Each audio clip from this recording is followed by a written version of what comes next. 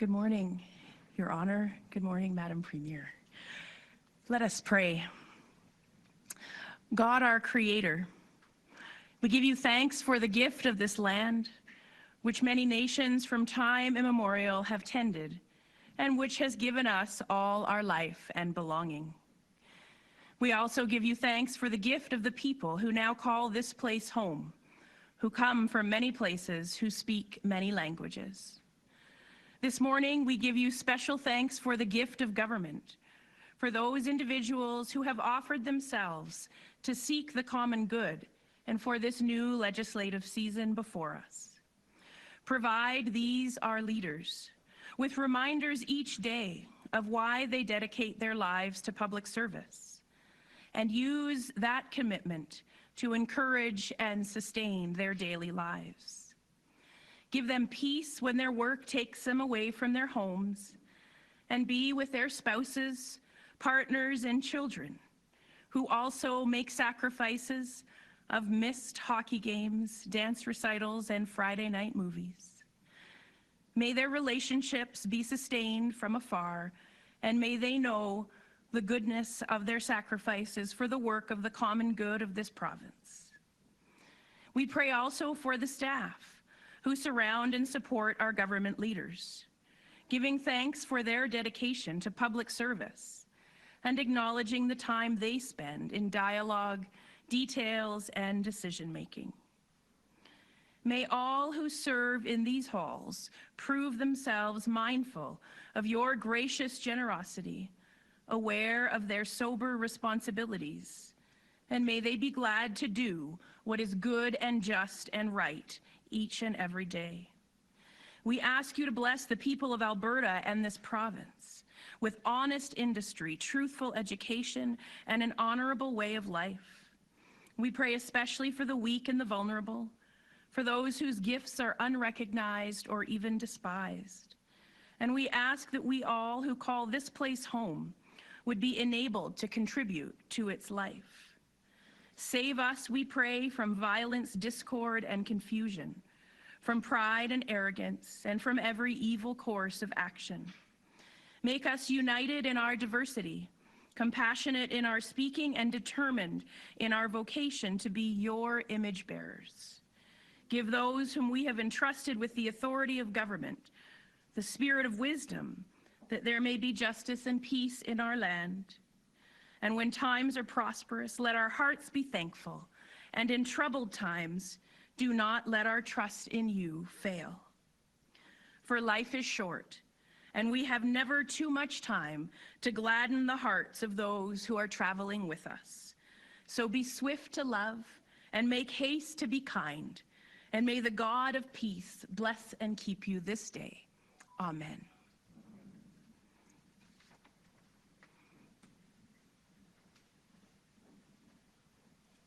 Please be seated. Your Honor, Premier, Ministers, Ministers Designate, ladies and gentlemen, my name is Shannon Haggerty and I'm the Chief of Protocol for Alberta, and it is my pleasure to invite you to Government House today for the swearing in of Cabinet. Thank you also to Archdeacon and to Imam for bringing your blessings to us today. I would now like to invite Her Honor, the Honourable Salma Lakhani, Lieutenant Governor of Alberta, to bring remarks. Your Honor.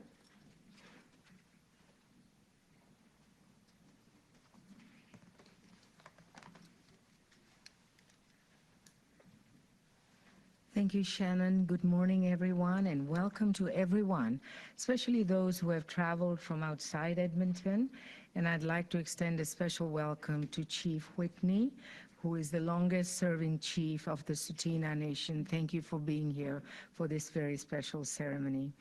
To begin, I would like to acknowledge all First Peoples who have called this place home for thousands of years and who welcomed us here to make our own lives. May we always dwell together on these lands with peace, respect, and understanding. I would like also to congratulate everyone taking on new challenges today as members of Executive Council. All elected officials have meaningful roles to play in our system of government and our society as a whole, and the responsibilities held by cabinet ministers are particularly vital. Together, you make decisions every day that impact the well-being, opportunities, and quality of life enjoyed by your fellow Albertans, and you help to chart the future direction of our province. You also play a key role in upholding the basic principles of democracy, the rule of law, and good government that define our Canadian way of life. These are precious values which we must never take for granted. I speak about this as someone who was rendered a refugee because of the absence of these very values in my country of birth, Uganda. The work you are about to undertake is extremely demanding, as I'm sure most of you know, but it is a rare opportunity to serve in a way that can have real and lasting benefits for all citizens. I trust that you will bring the best of your abilities to the task ahead, and I thank you for your willingness to serve. I would also like to take a moment to recognize the family members and friends who stand behind you.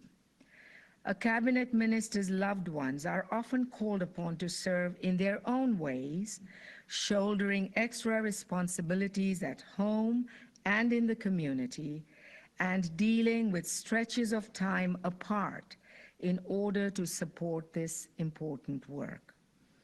I offer my sincere thanks to family and friends here today for your contributions, and I ask that you please share my appreciation with those who are unable to be a part of this ceremony. As His Majesty the King's representative in Alberta, I offer best wishes to all for success in the very important work that lies ahead. Thank you.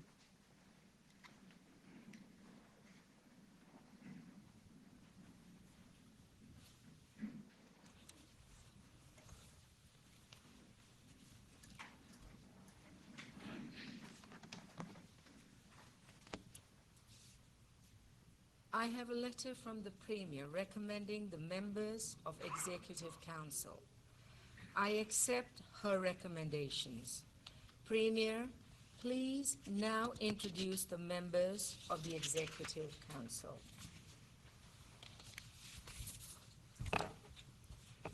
Your Honor, I would now ask the members swearing the oath of Executive Council to please step forward. Nathan Neudorf, Travis Taves, Pete Guthrie, Rebecca Schultz, Mickey Amory, Devin Dreeshen, Jeremy Nixon, Todd Lowen, Brian Jean, Rajan Sani, and Joseph Scow.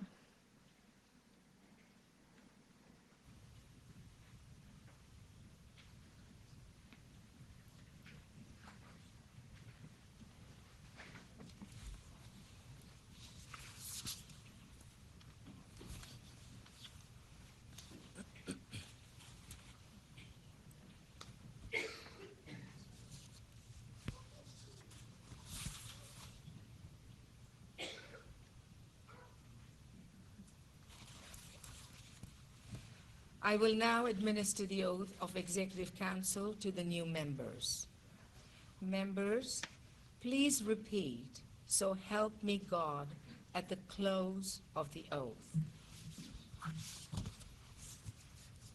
You, Nathan Neudorf, Travis Taves, Pete Guthrie, Rebecca Schultz, Mickey Amory, Devin Dreeshen, Jeremy Nixon, Todd Lowen, Brian Jean, Rajan Sani, Joseph Shaw, do solemnly promise and swear that you will serve His Majesty truly and faithfully in the place of his council in this His Majesty's province of Alberta.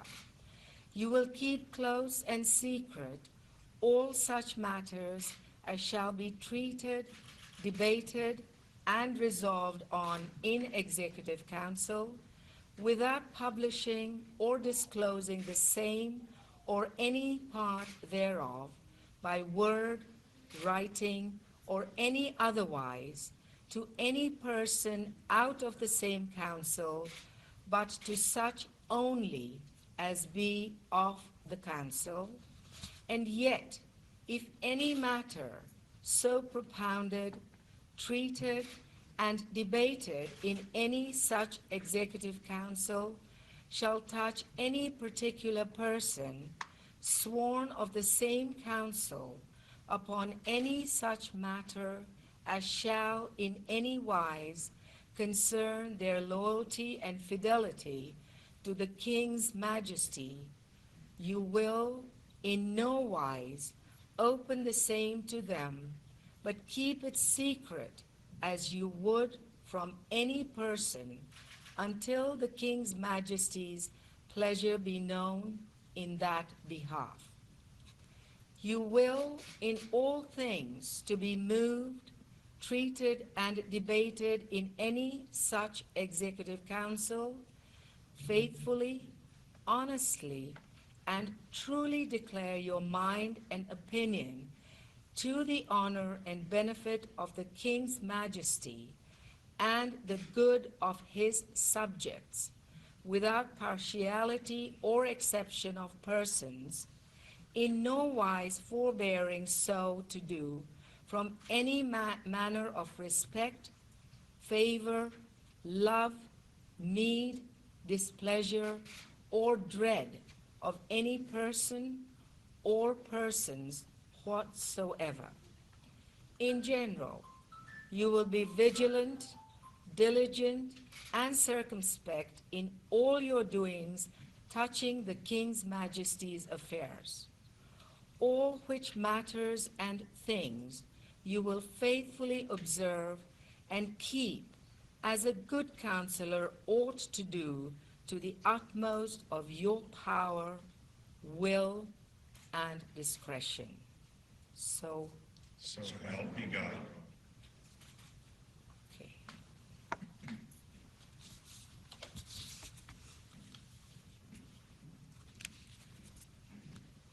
Members of council will now describe to the oath by signing the Executive Council roll book.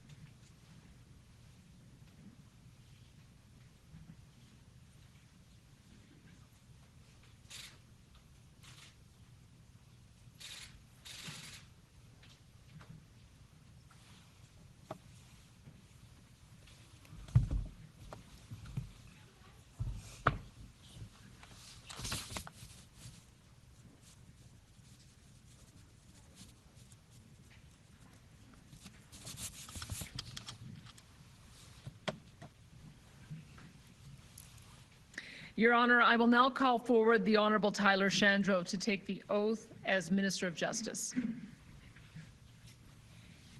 Please take the oath of office and subscribe to same in the Executive Council roll book. Thank you, Your Honor. I, Tyler Shandro, do solemnly and sincerely promise and swear that I will duly and faithfully, and to the best of my skill and knowledge, execute the powers and trusts reposed in me as Minister of Justice for the province of Alberta. So help me God.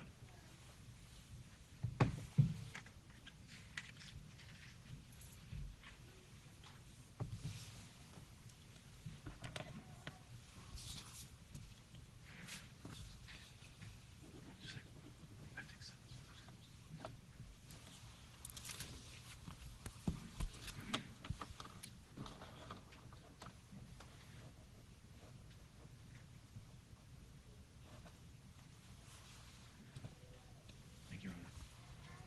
Charles III, by the grace of God of the United Kingdom, Canada, and his other realms and territories, King, Head of the Commonwealth, Defender of the Faith. To all to whom these presents shall come, greeting.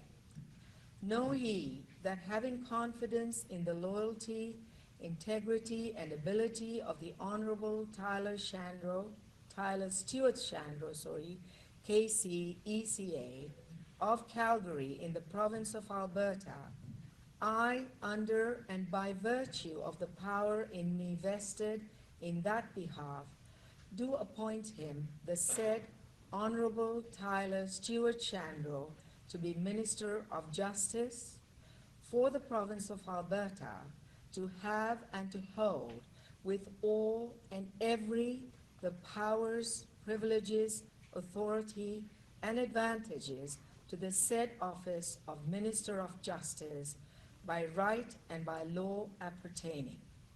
In testimony whereof, I have caused these letters to be made patent and the great seal of the province of Alberta to be hereunto affixed. Witness, the Honorable Salma Lakhani, Lieutenant Governor of the province of Alberta, in our city of Edmonton, in our said province, this 24th day of October, 2022, and in the first year of His Majesty's reign, by command.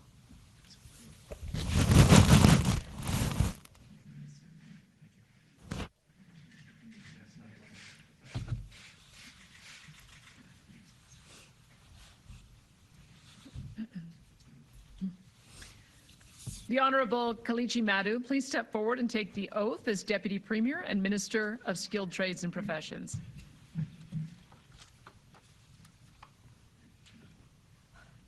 Please take the oath of office and subscribe to same in the Executive Council roll book. I, Kelechi Madu, do solemnly and sincerely promise and swear that I will duly and faithfully and to the best of my skill and knowledge execute the powers and trust reposed in me as Deputy Premier and Minister of Skilled Trades and Professions for the province of Alberta, so help me God.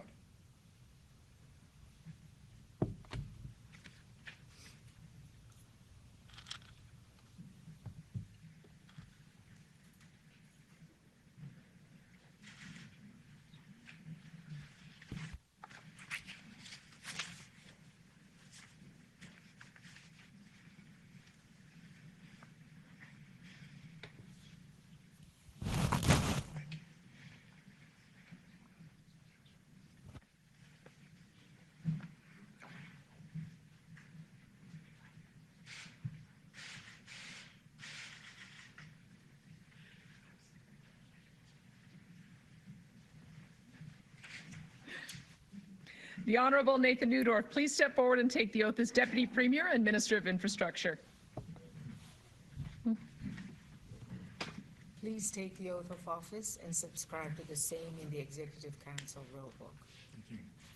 I, Nathan Neudorf, do solemnly and sincerely promise and swear that I will duly and faithfully and to the best of my skill and knowledge execute the powers and trusts reposed in me as Deputy Premier and Minister of Infrastructure for the province of Alberta. So help me God.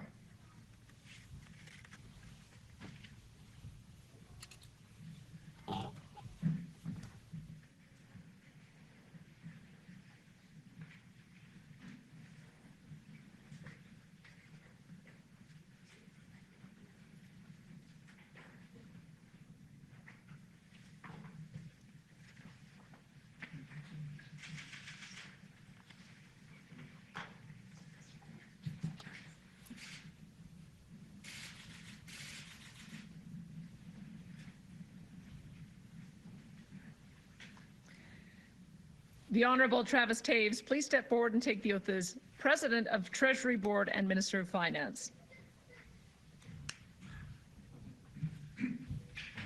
Please take the oath of office and subscribe to the same in the Executive Council rulebook.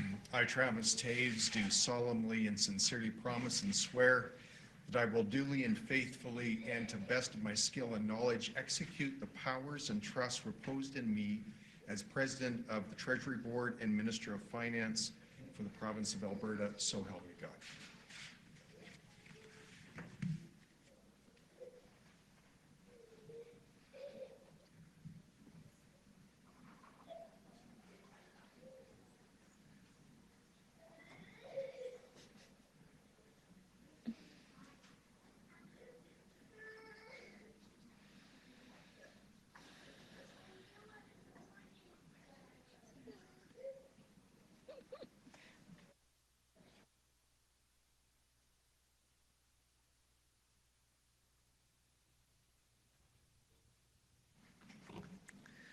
The Honorable Pete Guthrie, please step forward to take the oath as Minister of Energy.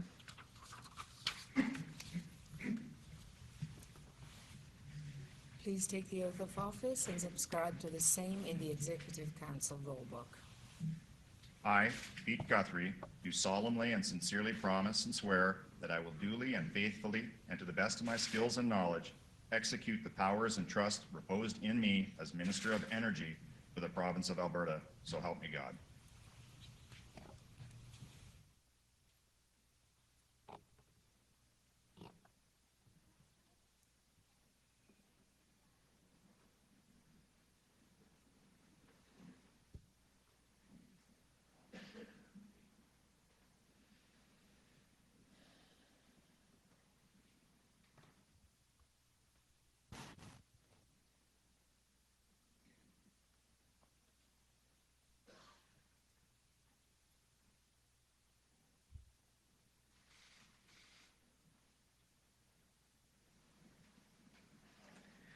The Honorable Rebecca Schultz, please step forward and take the oath as Minister of Municipal Affairs. Please take the oath of office and subscribe to the same in the Executive Council rulebook. I, Rebecca Schultz, do solemnly and sincerely promise and swear that I will duly and faithfully, and to the best of my skill and knowledge, execute the powers and trusts reposed in me as Minister of Municipal Affairs for the province of Alberta. So help me God.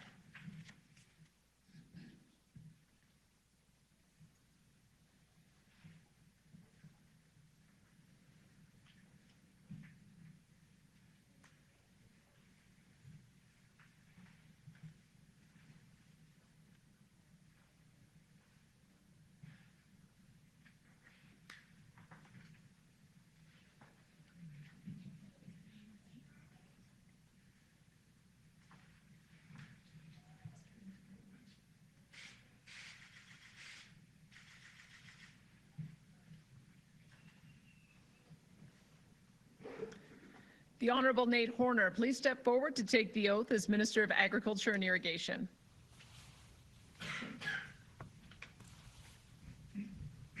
Please take the oath of office and subscribe to the same in the Executive Council rulebook.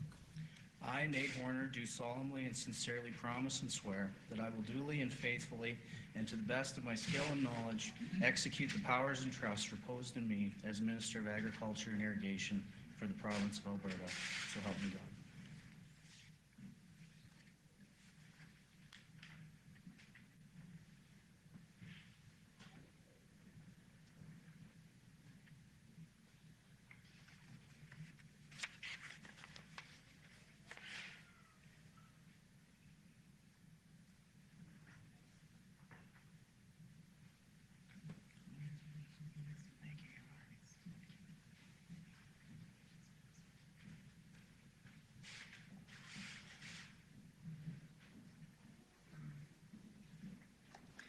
The Honorable Sonia Savage, please step forward to take the oath as Minister of Environment and Protected Areas.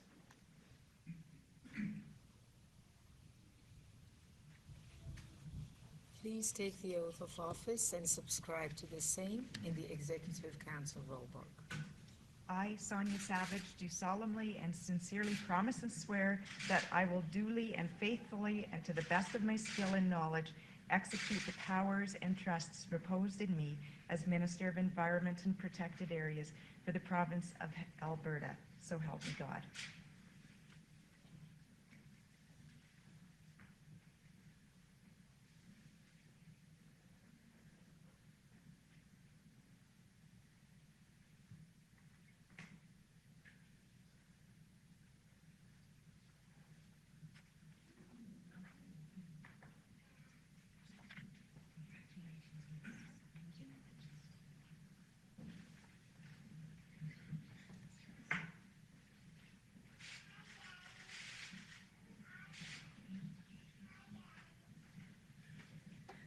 The Honorable Nate Glubish, please step forward to take the oath as Minister of Technology and Innovation.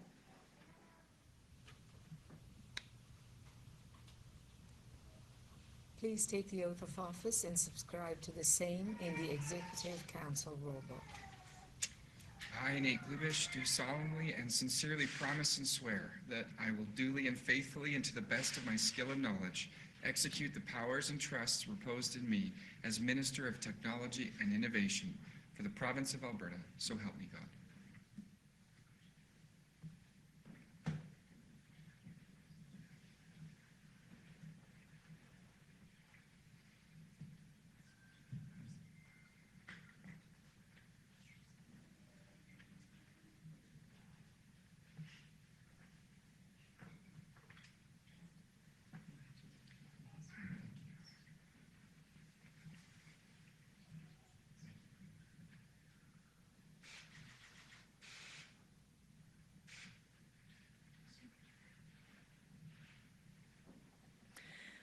The Honorable Nicholas Milliken, please step forward to take the oath as Minister of Mental Health and Addiction.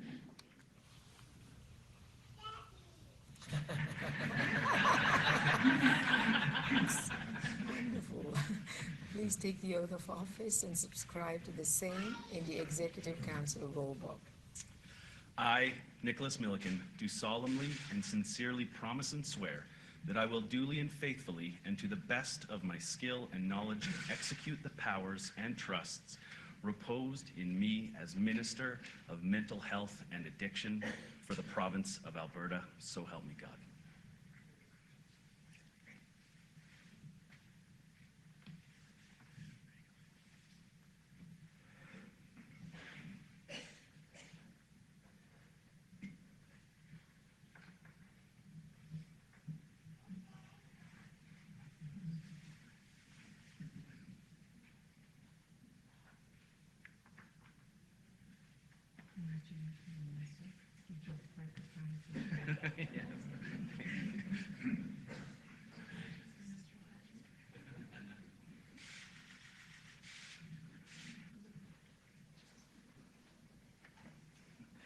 The Honorable Mike Ellis, please step forward to take the oath as Minister of Public Safety and Emergency Services. Please take the oath of office and please subscribe to the same in the Executive Council rulebook. Thank you. I, Mike Ellis, do solemnly and sincerely promise and swear that I will duly and faithfully and to the best of my skill and knowledge execute the powers and trusts reposed in me as the Minister of Public Safety and Emergency Services for the province of Alberta. So help me God.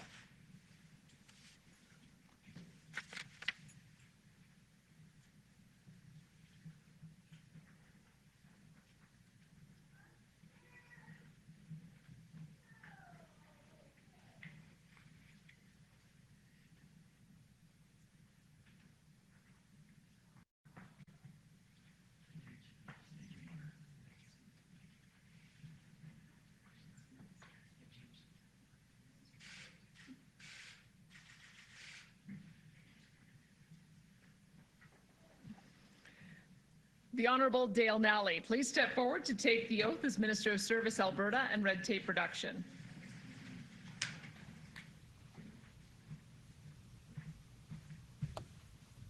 Please take the oath of office and subscribe to the same in the Executive Council rulebook.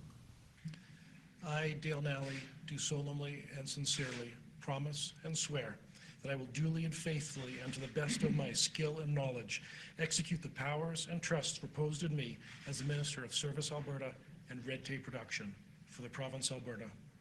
So help me God.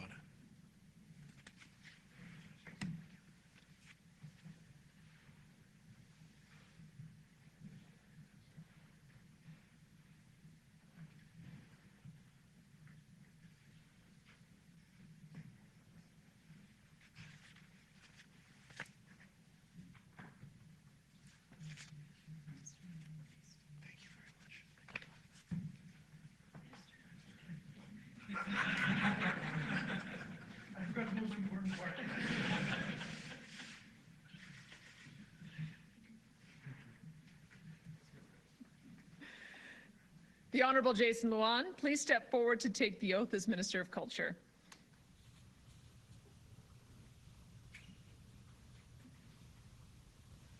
Please take the oath of office and subscribe to the same in the Executive Council Law Book. I, Jason Luan, do solemnly and sincerely promise and affirm that I will duly and faithfully and to the best of my skills and knowledge execute the powers and trusts reposed in me as Minister of Culture for the province of Alberta. I solemnly affirm.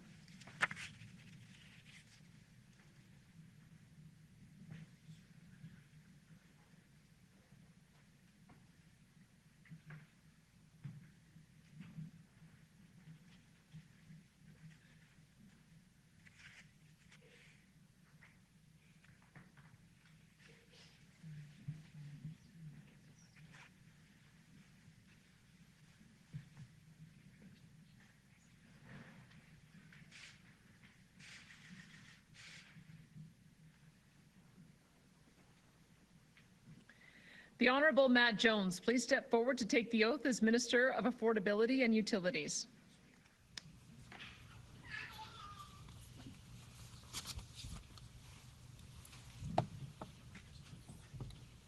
Please take the oath of office and subscribe to the same in the Executive Council Roll Book. I, Matt Jones, do solemnly and sincerely promise and swear that I will duly and faithfully and to the best of my skill and knowledge execute the powers and trusts reposed in me as Minister of Affordability and Utilities for the province of Alberta. So help me God.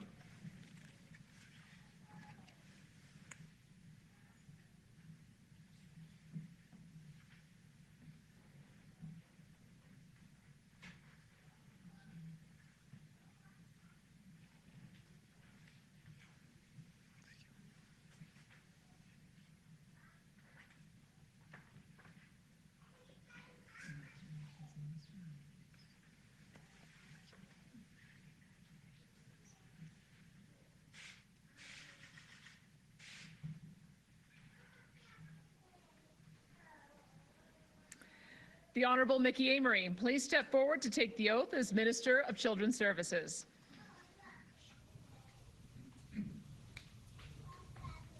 Please take the oath of office and subscribe to the same in the Executive Council Roll Book. I, Mickey Amory, do solemnly and sincerely promise and swear that I will duly and faithfully and to the best of my skill and knowledge execute the powers and trusts reposed in me as Minister of Children's Services for the province of Alberta, so help me God.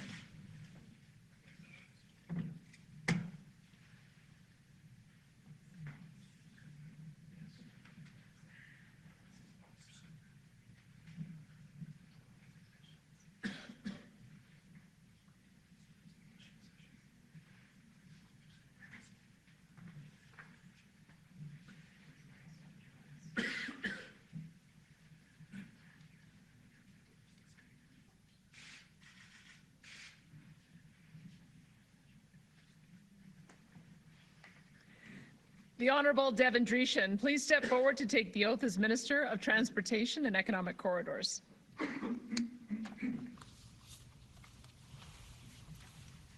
Please take the oath of office and please subscribe to the same in the Executive Council Roll Book. I, Devin Dreeshen, do solemnly and sincerely promise and swear that I will duly and faithfully and to the best of my skill and knowledge execute the powers and trusts reposed in me as the Minister of Transportation and Economic Corridors for the province of Alberta, so help me God.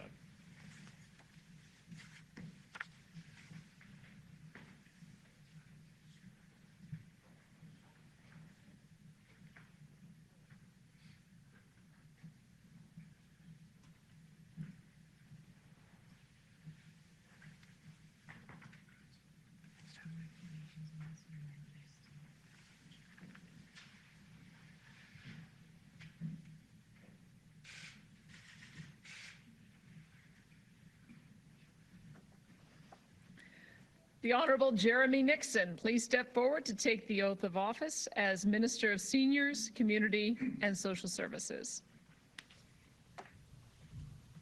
Please take the oath of office and subscribe to the same in the Executive Council Roll Book. I, Jeremy Nixon, do solemnly and sincerely promise and swear that I will duly and faithfully and to the best of my skill and knowledge execute the powers and trusts reposed in me as Minister of Seniors, Community, and Social Services for the province of Alberta. So help me God.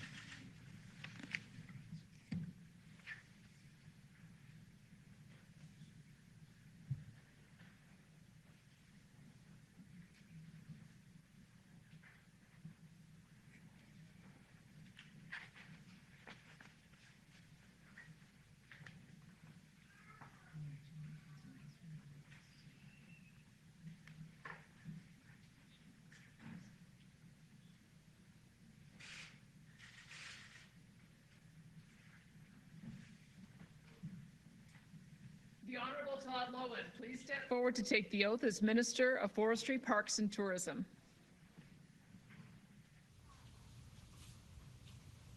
Please take the oath of office and subscribe to the same in the Executive Council Roll Book. I, Todd Lowen, do solemnly and sincerely promise and swear that I will duly and faithfully and to the best of my skill and knowledge execute the powers and trusts reposed in me as Minister of Forestry, Parks, and Tourism for the province of Alberta. So help me God.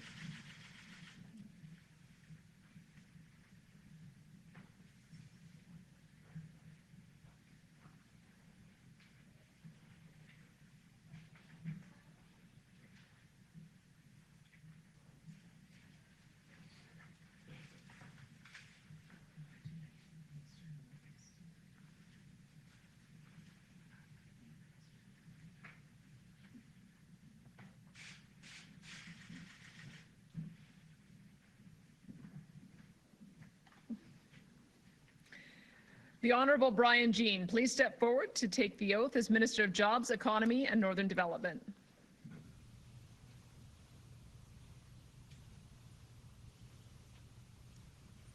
Please take the oath of office and subscribe to the same in the Executive Council Roll Book.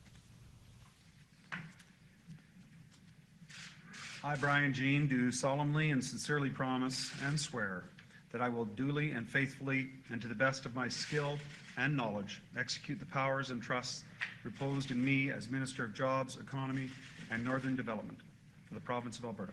So help me God.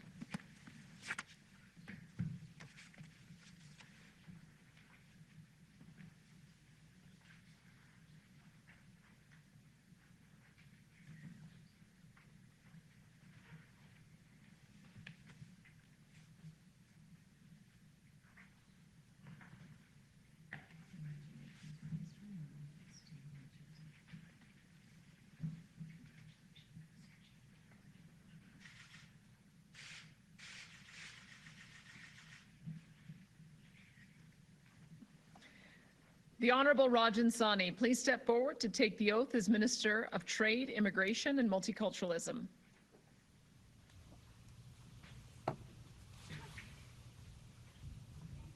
Please take the oath of office and subscribe to the same in the Executive Council Roll Book.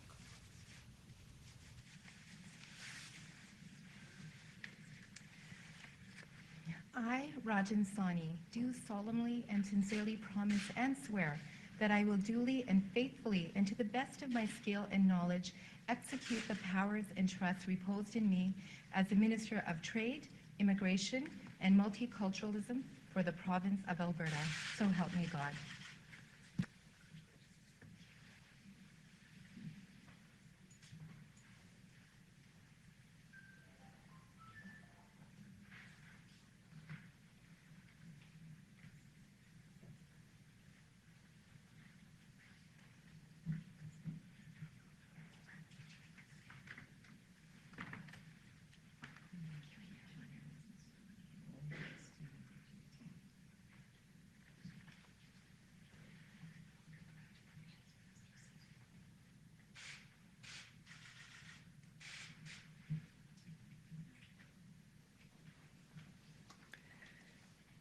The Honorable Joseph Scow, please step forward to take the oath as Minister without portfolio.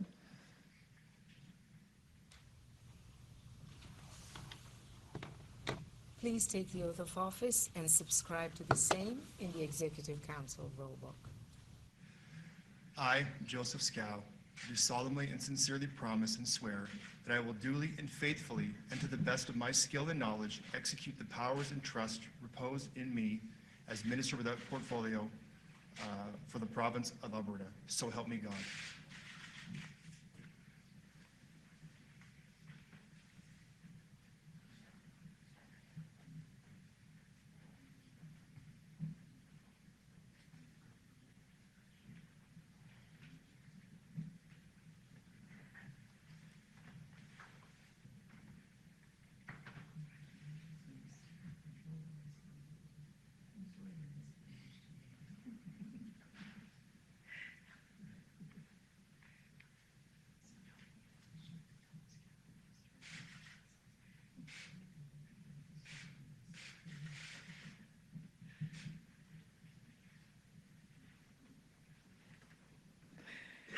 Your Honor, these are the members of Executive Council.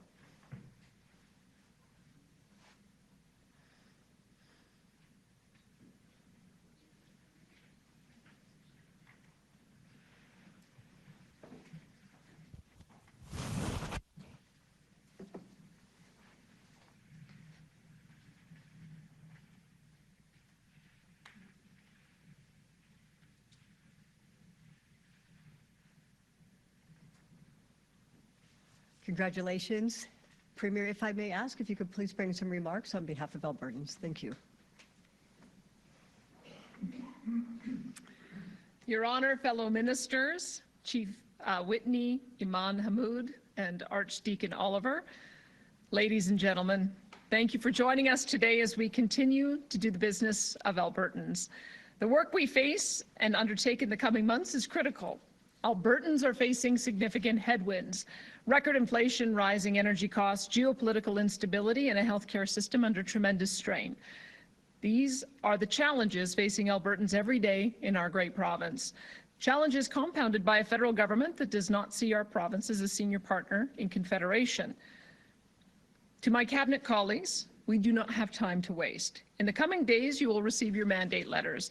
You are being given a tremendous privilege of serving Albertans, and I know you and your respective offices and ministries will immediately begin the work you have been entrusted to carry out. We are a government united, and that is critical because the task before us is great and our runway is short. Albertans are asking us to get this right, to act deliberately and with clear purpose, to not get distracted by our critics who want to see us fail. But we will not fail. We will deliver relief from inflation for Albertans. We will lower gas taxes and then work to ensure retailers respect the tax break the government of Alberta is providing. We will put money in the pockets of vulnerable Albertans and seniors. We will ensure Alberta continues to lead the country in job growth and opportunities, and we will also balance the books, lower taxes, and drive economic growth. We will address the challenges facing our healthcare system, especially in the short term, as it relates to EMS reform, shortening emergency room wait times, and working to redirect resources from management to the front line so that we can hire more nurses, doctors, paramedics, and other health professionals immediately. And finally, we will stand up for Albertans against a federal government that continues to disrespect the rights of provinces enshrined in the Canadian Constitution. We will not apologize for pushing back Ottawa into its own lane and defending the rights and freedoms of every single Albertan we serve. My friends, let us stay humble, let us stay focused. Ours is a government for all Albertans. Congratulations on your appointments to Cabinet. Now let's get to work, and may Alberta forever be strong and free. Thank you.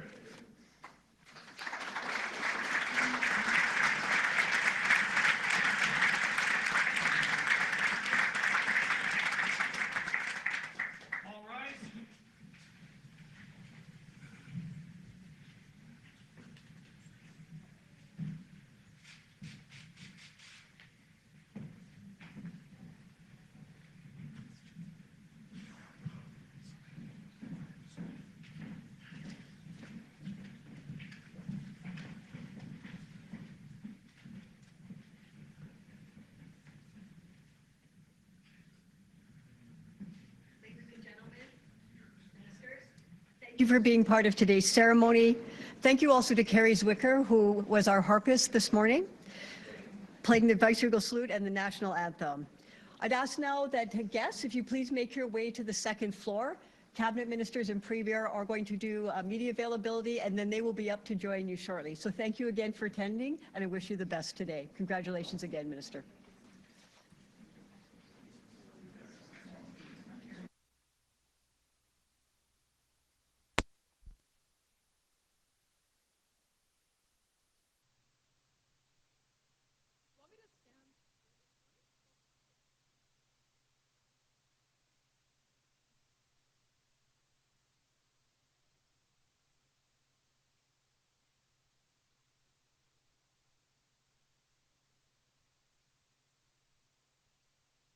I don't think it's working, but we can hear you.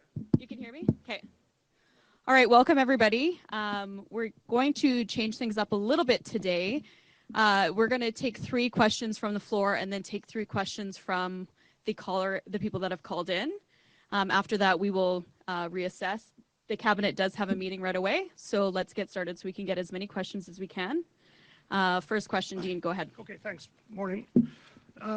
Sorry, Premier, before we, I think there's some unfinished business from Saturday. I think Albertans deserve an answer. As you know, you're the Premier, you can make health decisions, but I think you would agree there's a responsibility to explain to Albertans why you're making these decisions.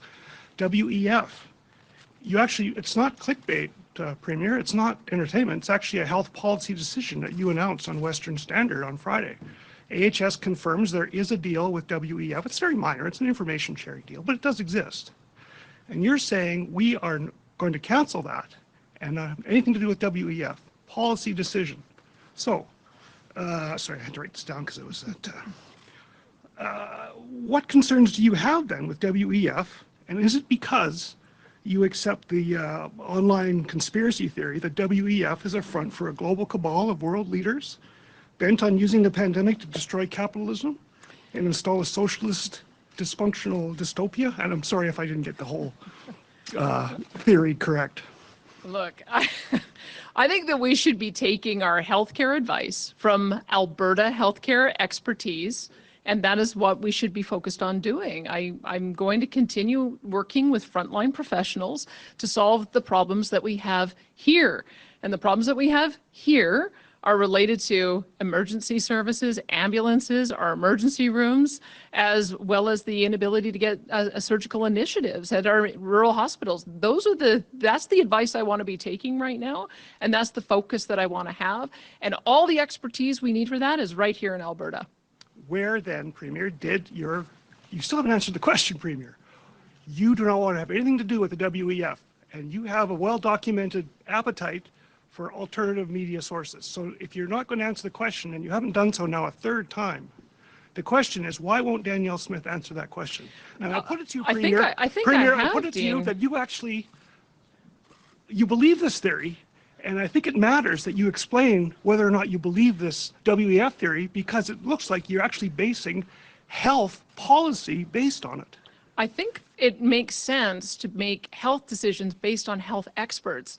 The group that you mentioned and the person at the helm of it, I don't think he's a medical doctor. I don't think he's a nurse, and I don't think he's a paramedic, and I don't think he's a health professional. As I've said, I am going to be taking advice from our frontline nurses, doctors, paramedics, and health professionals to fix the local problems that we have. The local problems are related to ambulance service, they're related to emergency room service, and they're related to not being able to get surgical initiatives and our surgical wait time list down. Those are very local issues, and so I'm interested in talking to local people to solve local problems. That's my priority. Thanks, Dean. Next question. Arthur Green, Western Standard. Alberta Premier Danielle Smith, I was just wondering, now that the cabinet has been sworn in, what's next? What's next is a cabinet meeting, because we've done a major reorganization of government that took a long time and a lot of hours, and we have to make sure that we've got the restructuring of government going on, so we have to affirm some of those decisions. And then we also have to, I'll be working on writing out the mandate letters for each of the cabinet ministers. There's so much that's been accomplished. There were 375 items that were put in the platform. I believe that we've accomplished 300 of them. We have to see which others we can accomplish before we get into the election. I'll be consulting with my ministers to see what their priorities are. And then there were also a number of issues that were raised by the leadership candidates during the campaign. So all of that has to be put into a mandate document, which will probably come out in the next week or two. That'll be the next priority. Thank you. And I should also say I'll be spending a lot of time down in Brooks Medicine Hat because I still have to win a seat. Rachel Emanuel, True North. The NDP at their convention this weekend passed a resolution calling on the UCP government to work with the opposition on lowering grocery stocks. You obviously said at the UCP annual general meeting, affordability was one of your caucus's key priorities. What's your response to that NDP resolution? Well, I'd welcome Rachel Notley saying that she rejects a 300% increase in the carbon tax. That's the number one thing that she could do, because if she wants to bring affordability to the fore, then she can't be adding arbitrary costs on gasoline, diesel, electricity, home heating. She's supported her leader, Jagmeet Singh, at the federal level in increasing the carbon tax. And so, quite frankly, I don't think that any of her statements on this have any credibility until she's prepared to argue against that. You also just spoke about the need to get mandate letters completed. I'm wondering if you'll commit to making those mandate letters public. Yes, I've actually already talked to my my chief of staff and my director of the Premier's office that I think it's a good communication tool for the public so that the public knows what it is that we're working on. I think it's also good for the ministers to know. And why wouldn't we want to tell? We've had such great success in checking off the list of all of the things that had been identified. So I think that's we should be celebrating that. So yes, they will be public. Thank you. Operator, can you please go to the first caller? Chris Varco, Calgary Herald. Premier, the COP27 meeting is coming up next month in Egypt. Will you be attending? Who in your cabinet will also be part of the Alberta delegation, and what is the message that you're going to be taking there? We have a new cabinet minister for environment and protected areas, Sonia Savage. I've asked her just this morning if she would be going, and she said, if you want me to, and I said, I certainly do. And we also have a new deputy minister of environment and protected areas, Kasia Paquette. So between the two of them, they will assemble the team. I believe we've got 5 delegates who can go. And I want to consult with both of them in case there are experts that they want to take along with them. Do you have a follow-up, Chris? Will you be attending? Yes, just to be clear, will you be attending, and will you be willing to publicly, or will your delegation be willing to publicly disagree with the Canadian delegation at the event on some of the issues such as the oil and gas emissions cap and I guess those kind of issues? This is the reason why we are sending our own delegation, is I don't believe that we're being properly represented by Environment Minister Stephen Guilbeault. He clearly is hostile to our oil and gas sector. He's clearly trying to step into areas he's got no business regulating when it comes to the oil and gas cap. We have the TIER program, so we do occupy that legislative space in putting a price on emissions. That price goes into supporting all of the great technology that we want to develop.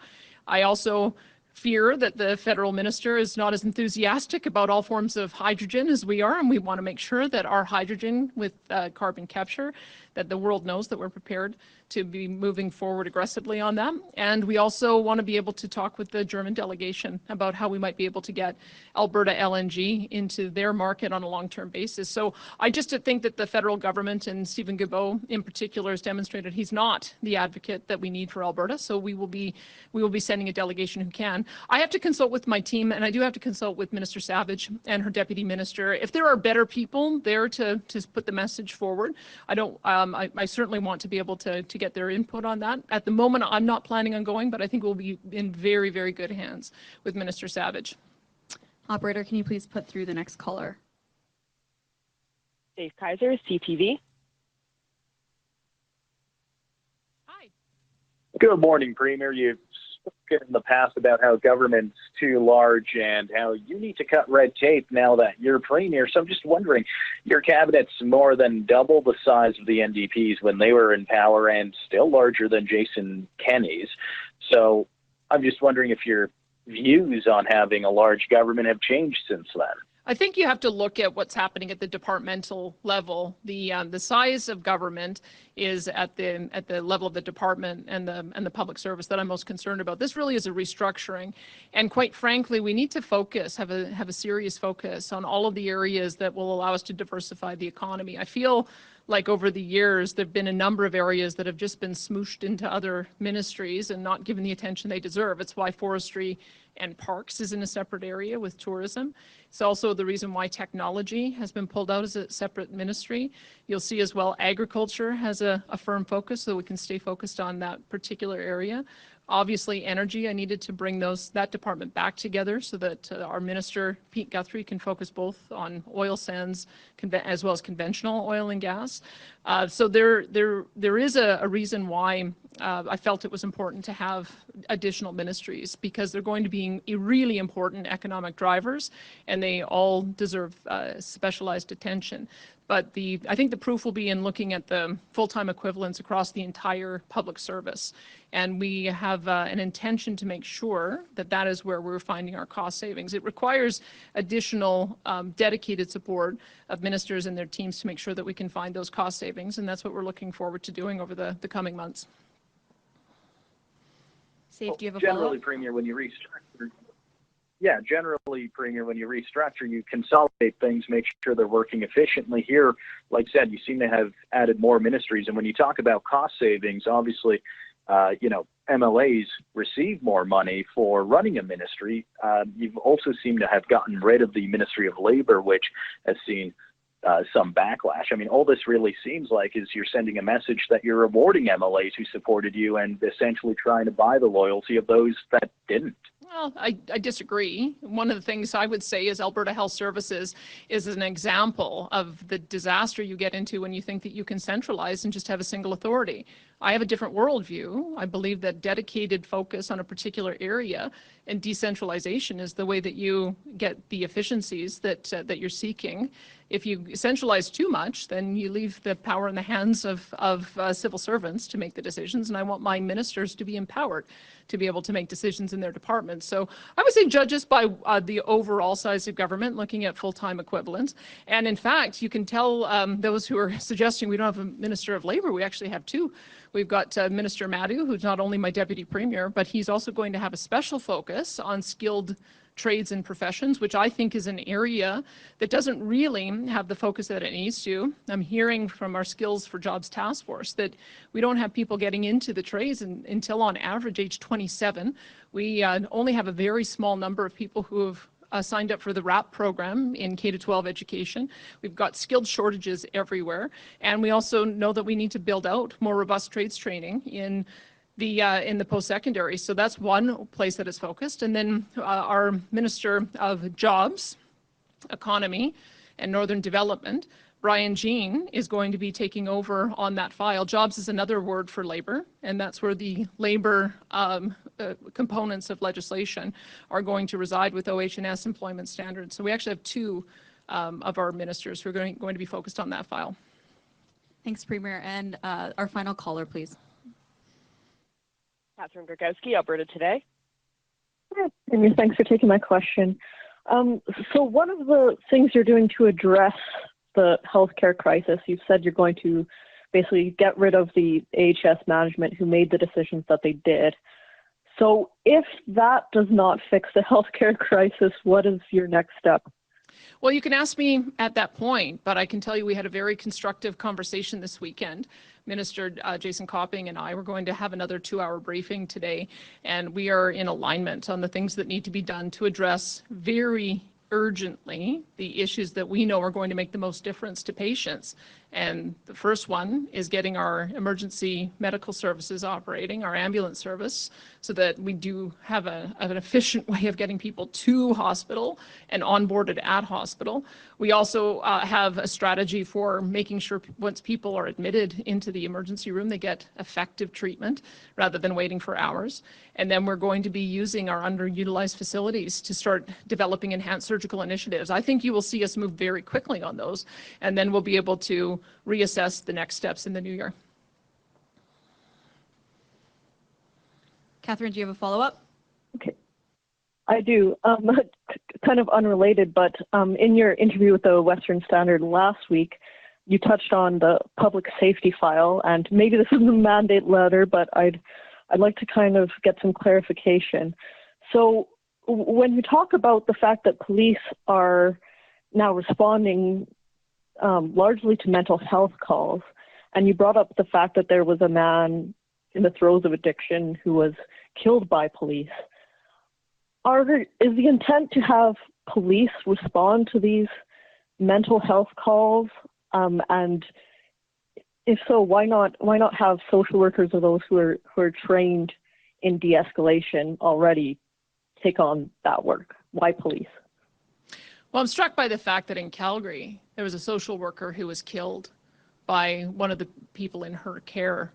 And that is the reason why you always need to make sure that somebody who is responding to a dangerous call has the skills to know whether they have to respond with their soft skills in negotiation or whether they have to respond with harder skills in protection. So to me, I have always felt, especially since I first got introduced to a program that's in San Antonio, that training officers to be able to have both of those skills is really the answer. It doesn't mean that we can't have additional personnel who go with them on calls, but I think that it's our police responders are, quite frankly, the ones who are going to almost always be first on scene. And I'm just getting advice from those who are on the front line that 50% or more of those calls are now mental health and addiction. It makes sense to me that we would be training them in an appropriate way to do that kind of response. So Mike Ellis, who has been our mental health and addictions associate minister, is now going to be our minister for, or is now, I guess we just swore him in, is now our minister for public safety and emergency services. And I'm really looking forward to working with him to see how we can build out that additional training and focus. Thanks, Premier. We have time for 2 more questions. Michelle, go ahead. Hi, Premier. I want to follow up on what Dean was just asking. I just want to ask you a very simple question. What are your views on the World Economic Forum? Well, I'm not a young global leader of tomorrow. I've never been to one of their events, and I look at Pierre Poilievre saying that he doesn't intend to go to their events and doesn't intend to have his ministers involved in them either. And I take the same view. But why? You're still not explaining what your views are on the World Economic Forum. Like, what do you find distasteful about it? I guess I find it distasteful when billionaires brag about how much control they have over political leaders, as the head of that organization has. And I think that that is offensive. The people who should be directing government are the people who vote for them. And the people who vote for me and for my colleagues are people who live in Alberta and who are affected by our decisions. And so, quite frankly, until that organization stops bragging about how much control they have over political leaders, I have no interest in being involved with them. My focus is here in Alberta, solving problems for Albertans with the mandate from Albertans. Thanks, Premier. Final question. Hi, Brianna Carson-Smith with Global Edmonton. I won't ask you about WEF, I promise. I want to ask you about Resolution 6 from the weekend on Saturday. It was the one that talked about healthcare and getting rid of 700 overpaid healthcare workers. Failed, right? It did fail, Yeah. and I wonder what message that sends to you if you plan to continue with that policy. Oh gosh, no.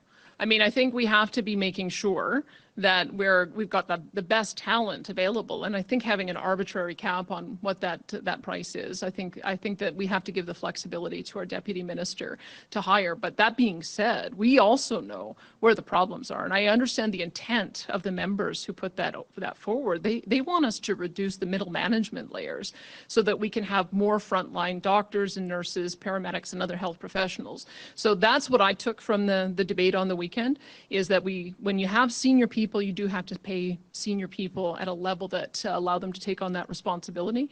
But I'm more interested in that middle management layer and getting more of those individuals pushed down to the front line. I also want to ask about your new cabinet. No Minister of Housing, no mention of status of women. A lot of concern about that. Can you speak to how those will be dealt with? Yes, our Minister of Seniors, Community Supports and Social Services. Do I have that right, Minister Nixon? He's going to be taking over those files that overlap with the kind of functional role that is already in that ministry. We have a lot of work to do on ensuring that we move patients who are awaiting long-term care in hospital into more appropriate facilities. So that home care piece and that piece involving our continuing care facilities is already embedded in health, but that's going to be a very strong focus for us, is making sure that we have an effective way of ensuring that people are able to stay at home as long as possible and be in an appropriate continuing care facility. As for the affordability aspect, it just makes sense that for our vulnerable seniors that we're having somebody who has the focus on other vulnerable communities working in tandem on that. As for status of women, I'm a woman. I've got 4 senior cabinet ministers who are women. If people think that there's any danger that women are not going to be represented, then I would ask that they that they just look at the composition that we have.